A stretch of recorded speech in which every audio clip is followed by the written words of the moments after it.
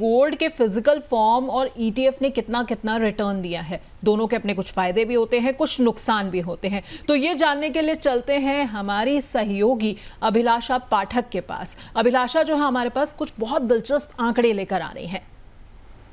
बिल्कुल पल्लवी, और ये आंकड़े जो हैं वो दर्शकों को मदद करेंगे कि सोने में वो निवेश कैसे करें, उसे समझ जाएं। तो देखिए कुछ आंकड़े लेकर हम हाजिर हैं। फिजिकल गोल्ड और ईटीएफ में निवेश के जो नफ़ा नुकसान हैं वो ये आंकड़े आपको सीधे तौर पे बताएंगे।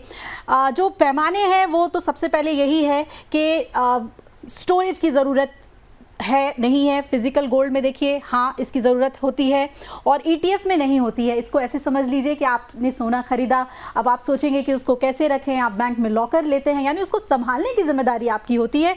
ईटीएफ में वो जिम्मेदारी आपकी नहीं है। दूसरी तरफ शुद्धता की गारंटी, जिसके बारे में हमारे एक्सपर्ट्स भी कह रहे थे कि हॉलमार्क होना गोल्ड का बहुत ज़रूरी है। पुराना सोना है तो हम नहीं जानते कि उसकी शुद्धता कितनी है, तो फिजिकल गोल्ड में वो शुद्धता की बात जो है वो नहीं है। ईटीएफ में बिल्कुल हाँ, जो 24 कैरेट की बात होती है उसकी पूरी गारंटी होती है। सुरक्षा का जोखिम, चोरी का डर तो रहता है, ये हम जानते हैं, और हम सोना पहन के बाहर निकलने में भी बहुत डरते हैं। तो ये फिजिकल गोल्ड के साथ तो है, लेकिन जब आप ईटीएफ की बात करते हैं कोई डर नहीं है, आपने निवेश कर रखा है सोने में। अब बात कर लेते हैं कि लोन के लिए इस्तेमाल कर सकते हैं क्या।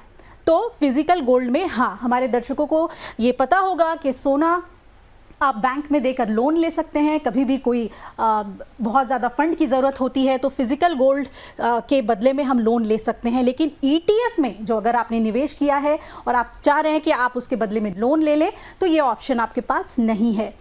और नफ़ा नुकसान की बात कर लें तो लिक्विडिटी, इसके बारे में हमारे एक्सपर्ट्स भी बता रहे थे। आम भाषा में उसको कहें कि भुना लेना अपने जो भी आपकी इन्वेस्टमेंट है, तो बेचने में वक्त लग सकता है। अब आप सोना लेके बाज़ार में जाते हैं, उसे बेचने की कोशिश करते हैं, भाई कितना मिलेगा नहीं मिलेगा, क्योंकि अलग अलग जो आपके ज्वेलर होते हैं वो बताते हैं भाई कितना कटेगा, लेकिन ईटीएफ में वो चीज़ नहीं है। अब देखिए ये भी एक फ़र्क हम आपको बता रहे हैं कि रिटर्न कितना है। निवेशकों का सबसे ज़्यादा इसमें इंटरेस्ट है। तो 10 साल का अगर आप फिजिकल गोल्ड में निवेश करते हैं तो 12% के करीब रिटर्न है, और ईटीएफ में ये थोड़ा कम है, 11.44% का रिटर्न है।